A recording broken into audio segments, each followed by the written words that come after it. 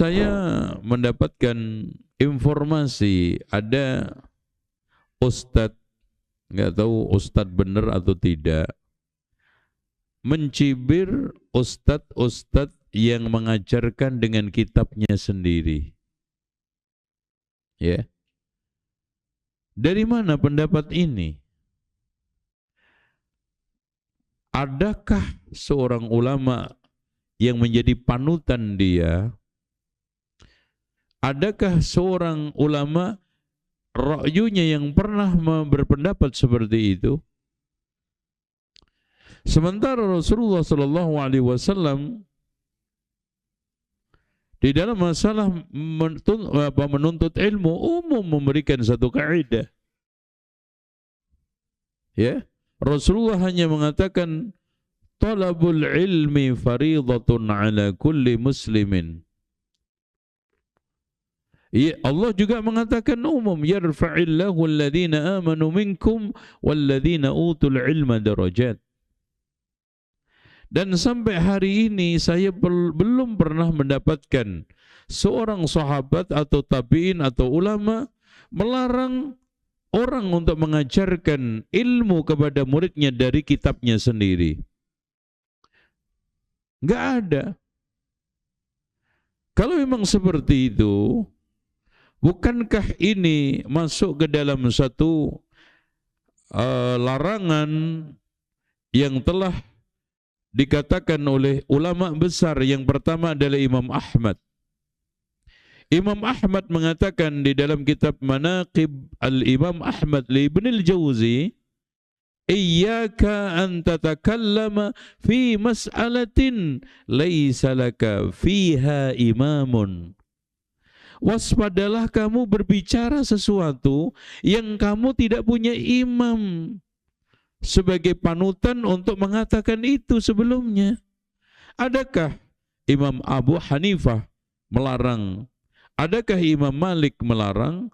Apakah Imam Ahmad dan seterusnya melarang? Bahkan sebaliknya.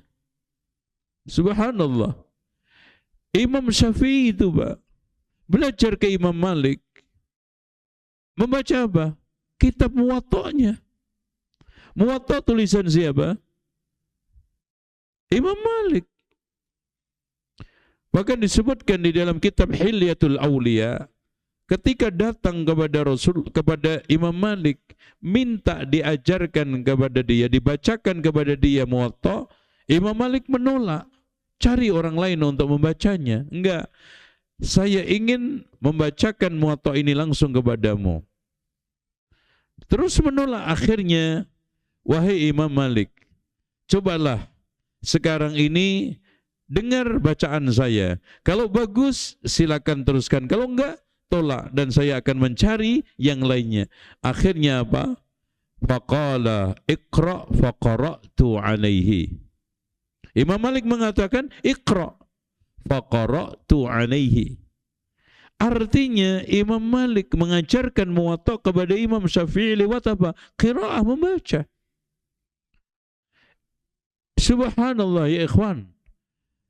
Imam Al-Muzani, muridnya Imam Syafi'i, itu membaca Ar-Risalah, kitabnya Imam Syafi'i 500 kali, 80 kalinya langsung dibacakan kepada Imam Syafi'i.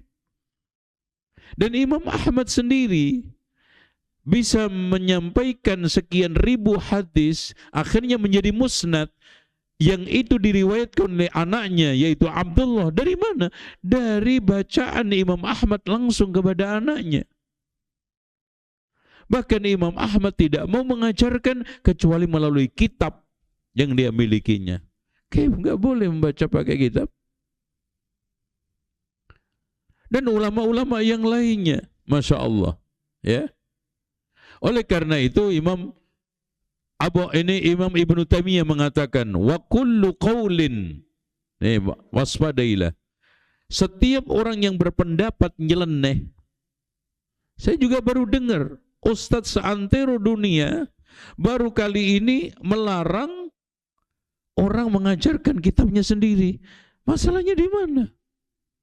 Syekh Abdul Razak mengajarkan kitabnya, tulisannya sendiri di Masjid Nabawi.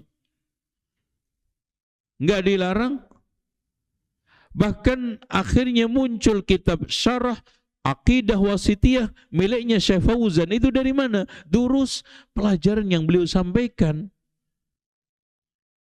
Maka kata Imam Ibnu Taimiyah, wa kullu qaulin yanfaridu bihil mutaakhir 'anil mutaqaddimin. Setiap orang yang berpendapat nyeleneh, yang tidak pernah, yang orang-orang dahulu itu berpendapat, walam yasbikhu ilaihi ahadun minhum, yang tidak didahului oleh seorang pun di antara mereka yang dahulu, fa innahu yakunu khata'an, maka itu adalah salah. Dan enggak ada. Makanya kata Imam Asy-Syatibi, fal hadarul hadar min mukhalafatil awwalin. Waspadalah dari menyelisih orang-orang yang dahulu.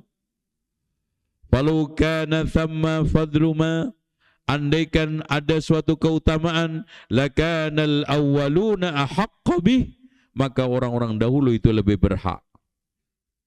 Jadi artinya Ustadz Yazid yang mengajarkan lewat kitabnya Mulia di Atas Manhaj Salaf, itu salah, begitu. Terus saya juga mengajarkan pakai kitab saya sendiri, salah. Terus apa bedanya sekarang dengan ulama-ulama itu? Dan rata-rata Pak, kitab-kitab para ulama itu semuanya adalah dibukukan dari apa? Pelajaran yang dia sampaikan di majelisnya. Terus apa bedanya? Kitab itu diajarkan di majelis, sebelum ditulis diajarkan, setelah ditulis diajarkan, apa bedanya? Terus apa bedanya pengajaran akidah dengan fikih? Sekarang apa yang membedakan antara usul dengan furu? Kalau sekarang nggak boleh di dalam masalah usul, nggak boleh juga di dalam masalah furu, bukan aja masalah akidah saja. Harusnya umat itu dididik untuk selektif, bukan melarang membacakan kitab sendiri atau bukan kitab sendiri, tapi kitab ini benar atau salah. Itu yang penting. Kalau kitab tersebut bagus, benar, isinya Masya Allah, kebaikan-kebaikan sunnah, di mana salahnya?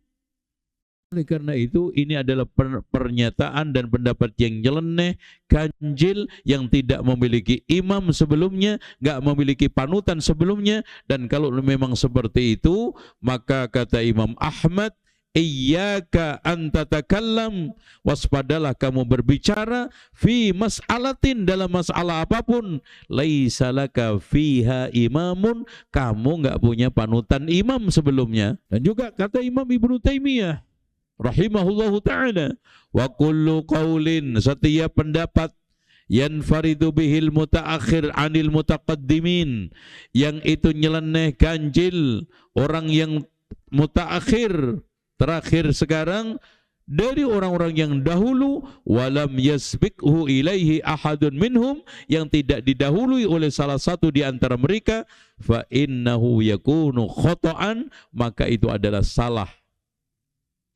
Qala al-Imam Asy-Syatibi rahimahullahu ta'ala, Imam Syatibi mengatakan di dalam kitab Al-Muwafaqat, fal hadarul hadar min mukhalafatil awwalin, waspadalah menyelisih orang-orang terdahulu. Falau kana thamma fadlu ma lakana al-awwaluna ahaqqa bihi, kalau seandainya itu keutamaan, yaitu melarang orang mengajar akidah dengan kitab sendiri, itu kebaikan, maka akan didahului oleh orang-orang dahulu.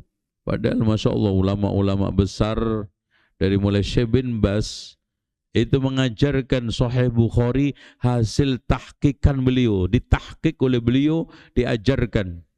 Ya. Dan saya menghadiri majelisnya 2 tahun. Ya.